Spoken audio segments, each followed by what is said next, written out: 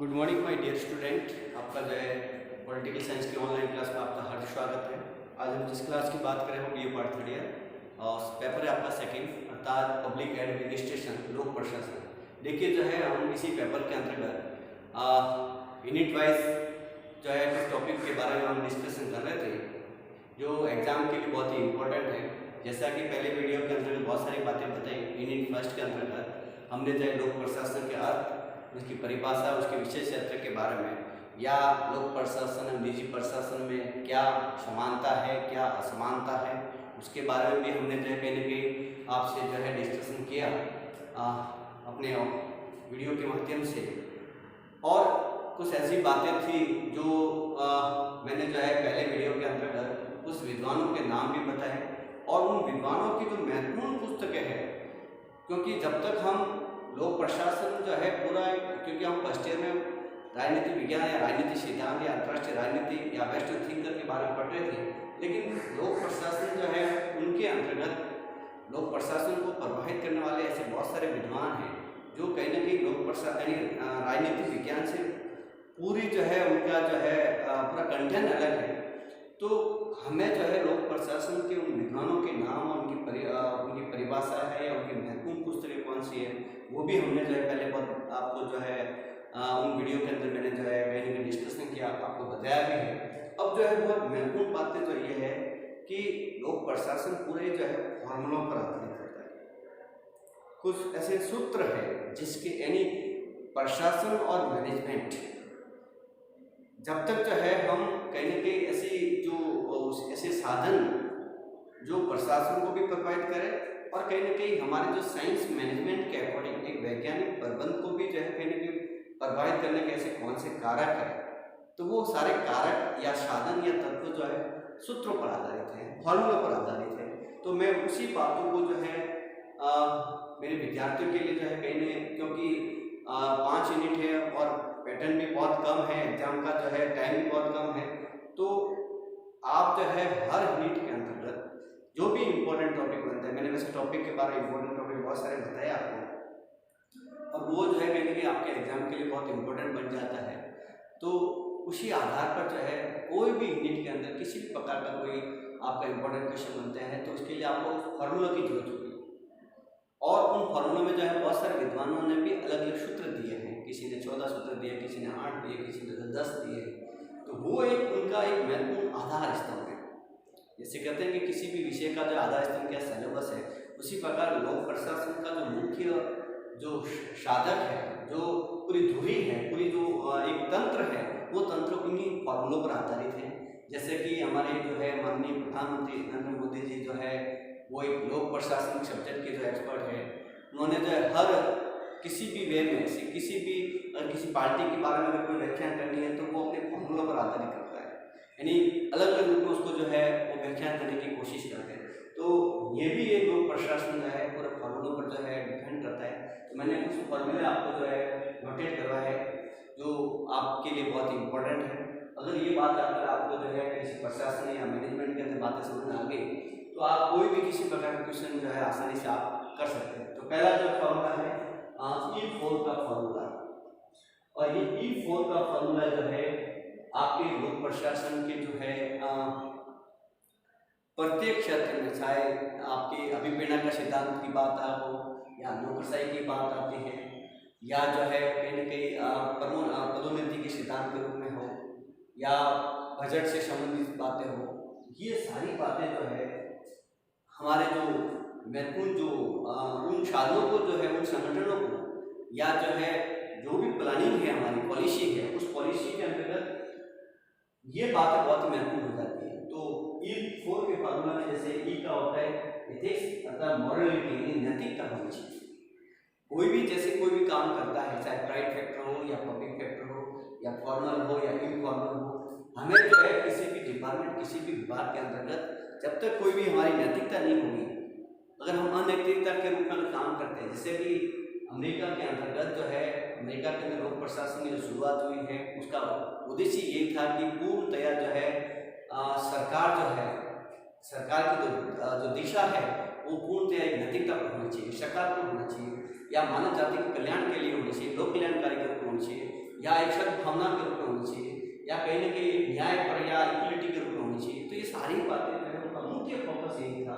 कि कहीं ना कहीं किसी भी प्रशासन को या किसी भी सरकार के लिए या मैनेजमेंट के लिए पहली बात ये होनी चाहिए, उसमें नैतिकता होनी चाहिए। दूसरा जो है ई का अर्थ होता है इथॉस, यानी जन सेवा। यानी ये लोक प्रशासन जो है पूर्णतया एक जन सेवा पर आधारित है। मैंने बताया कि लोक प्रशासन का शाब्दिक अर्थ ये होता है कि जनता की देखभाल करना, अर्थात मानव के कल्याण के रूप में जो है मानव के कल्याण के रूप में जो है प्लानिंग करनी, पब्लिक पॉलिसी के रूप में काम करना, या जनहित के रूप में, या जो सर्वहित के रूप में बात आती है, या पब्लिक पॉलिसी के रूप में, या उसको हम सार्वजनिक प्रशासन भी कह सकते हैं, जन प्रशासन भी कह सकते हैं। लोक प्रशासन तो सार्वजनिक प्रशासन है, जन प्रशासन है,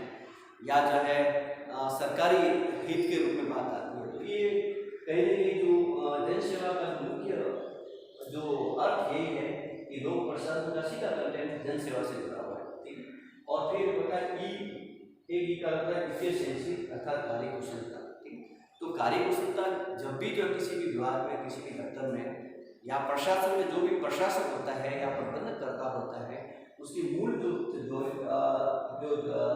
होती है वह है कार्यकुशलता के ऊपर होती है। अगर उसकी कार्यकुशलता सही नहीं है, फिर किसी विभाग के अंतर्गत, किसी दफ्तर के अंतर्गत अगर कोई व्यक्ति दक्ष नहीं है उस काम के प्रति, एंड टैलेंट नहीं है, कहीं कि वो बुद्धिमत्ता के रूप में काम नहीं कर रहा है, कहीं उसकी एबिलिटी नहीं है, या फिर उसकी स्किल सही नहीं है, तो वो विभाग या वो संगठन कैसे काम करेगा। तो लोक प्रशासन मेरा सीधा तात्पर्य है कि कोई भी पब्लिक सर्वेंट होगा वो एबिलिटी के माध्यम से उसका सिलेक्शन होता है। अपॉइंटमेंट ऐसे थोड़ी होता है उनका, यानी कहीं ना कहीं उसके अंदर ऐसी योग्यता होती है, और योग्य व्यक्ति का ही सिलेक्शन करना, ये जो है कहीं भर्ती के तौर पर या लोक प्रशासन के रूप में उसको परिभाषित कर सकते हैं, ठीक। फिर रहता है कि एक इक्वलिटी, अर्थात ये एक समानता के रूप में बात करता है लोक प्रशासन के अंतर्गत, क्योंकि लोक प्रशासन सरकार का प्रशासन है, जन सेवा का प्रशासन है, पब्लिक पॉलिसी के रूप में है। तो ये जो है कहीं न किसी प्रकार का भेदभाव नहीं होगा। इसमें जो है चाहे बड़ा सा अधिकारी हो, राजा हो या छोटा अधिकारी हो, सभी के अंतर्गत, यानी उच्च अधिकारी से लेकर निम्न अधिकारी के अंदर किसी प्रकार की जो है असमानता नहीं हो सकती। कोई व्यक्ति विशेष के रूप में उनका काम नहीं हो सकता, या व्यक्ति विशेष के रूप में उनका आदेश नहीं होगा, यानी कमांड ऑफ यूनिटी इक्वलिटी के रूप में होगी, ठीक है। तो ये जो है इक्वलिटी जो है कहीं लोक प्रशासन के भी एक महत्वपूर्ण जो है एक सूत्रधार के रूप में जो है काम करता है। ये तत्व जो है कहीं का फॉर्मूला पूर्णतया जो है लोक प्रशासन के रूप में होता है, न कि लोक प्रशासन के, बल्कि ये जो ई4 का फॉर्मूला चाहे संकुचित के रूप में हो, चाहे सरकारी तंत्र के रूप में हो, या विस्तृत के रूप में हम ये भी कह सकते हैं, व्यापक दृष्टिकोण के रूप में भी जो है इन बातों को जो है हम इन तत्वों को भी नजरअंदाज नहीं कर सकते। फिर आता है E3 का फॉर्मूला, जिसका एक ही का होता है इकोनॉमिक्स, यानी अर्थव्यवस्था। जिस देश की अर्थव्यवस्था अच्छी है, जिस देश की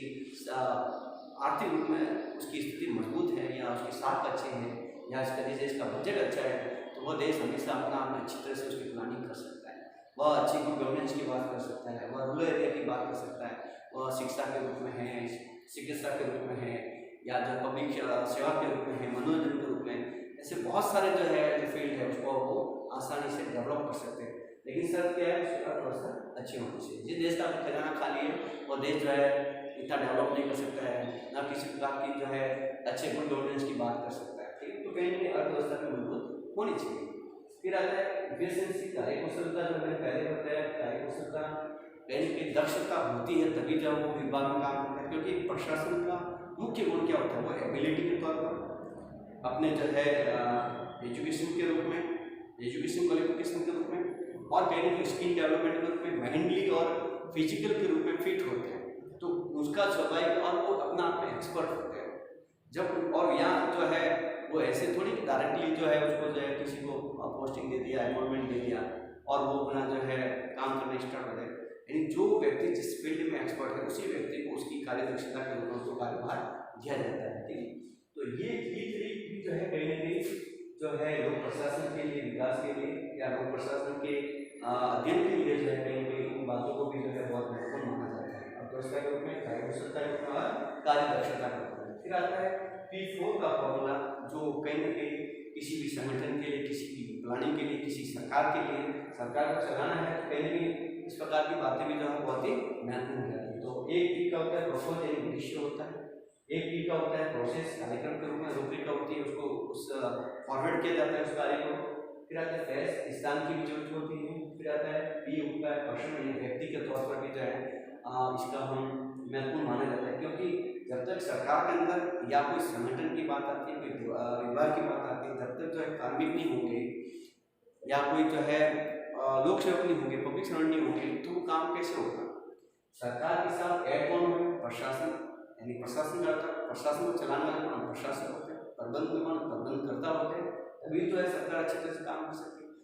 सरकार जो है फॉरवर्ड कर सकती है, प्रोसेस कर सकती है, लेकिन उस उद्देश्यों को पूर्ति करने के लिए या जो है कहीं उसकी जो रूपरेखा बनाने के लिए या किसी प्रकार की पॉलिसी बनाने के लिए या प्लानिंग करने के लिए किसकी जरूरत होगी, प्रशासन की जरूरत होगी, कार्मिकों की जरूरत होगी, यानी व्यक्ति की जरूरत होगी। व्यक्ति का मतलब एक पब्लिक सेक्टर के रूप में जो कौन काम करने वाले उसको कहते हैं पब्लिक सर्वेंट या लोक सेवक भी कह सकते हैं, या जो सरकारी व्यक्ति भी कह सकते हैं, ठीक है। और प्राइवेट सेक्टर के अंदर हम उसको हम क्या कहते हैं, लेबर भी कह सकते हैं, या जो है वो जो कार्मिक होता है वो एक क्वालिफाइड के रूप में नहीं होता, लेकिन एक कहीं ना कहीं उसकी जो है कैटेगरी वो जो है अलग अलग उसको डिवाइडेशन कर सकते हैं, ठीक। तो ये पी फॉर का फॉर्मूला जो है ये भी लोक प्रशासन के लिए बहुत महत्वपूर्ण बन जाता है। फिर आता है ये पूरा लोक प्रशासन फॉर्मूला के रूप में तो है, लेकिन लोक प्रशासन को अपना भी स्मार्ट बनाने के लिए जो है मैंने एक शब्द का प्रयोग किया है कि ये भी एक फॉर्मूला स्मार्ट के रूप में ही माना जाता है, ठीक है। और यहाँ स्मार्ट के ऊपर बात आती है, एक ऐसा होता है सिंपल सामान्य स्थिति में, एम का होता है मॉडलिटी के रूप में, एक का होता है अकाउंटेबिलिटी, आर का होता है रिस्पॉन्सिबिलिटी, और एक ट्रांसपेरेंसी। तो ये स्मार्ट जो है भर्ती के तौर पे भी माना जा सकता है, अभिप्रेरणा के तौर पे भी मान सकते हैं, हम नौकरशाही के तौर पे भी मान सकते हैं, या जो है बजट कैसे बनाया जाता है, किस प्रकार निर्माण होता है। तो ये बातें बहुत ही महत्वपूर्ण है। यानी मैंने अंतिम जो है ये लोक प्रशासन विकास यात्रा पढ़ेंगे विभिन्न चरणों के अंतर्गत, तो ये स्मार्ट शब्द जो है बहुत महत्वपूर्ण बन जाता है, ठीक है। उसी प्रकार ये सारे फॉर्मूले मैंने जो बताए, तो उसी प्रकार जो हमारे जो एक हमारे देश के प्रधानमंत्री नरेंद्र मोदी जी ने एक पाकिस्तान की फॉरेन पॉलिसी के बारे में जो उन्होंने बात बताई कि पाकिस्तान जो ए फॉर के रूप में पॉलिसी होती है, यहाँ मैंने कुछ नोटिस किया है ए फॉर के अकॉर्डिंग, जैसे ए का होता है आवाम के रूप में, ए का होता है आतंकवाद के रूप में, ए का होता है अमेरिका, तीसरा ए का होता है धर्म या जहाद के रूप में। तो ये इस प्रकार की फॉर्मूले जो है कहीं ना कहीं हमारे लोक प्रशासन अध्ययन के लिए बहुत ही महत्वपूर्ण हो जाता है, ठीक है। तो ये जो है आपको फॉर्मूले जो है कहीं ना कहीं आपके किसी भी टॉपिक के रूप में उनके बारे में आप जो है अच्छे तरह से जो है आप उसको जो है सही तरह से लिख सकते हैं। जब तक ये अपने पास ऐसे तत्व ऐसे कारक है तो किसी प्रकार की दिक्कत नहीं हो सकती है, ठीक है। Thank you.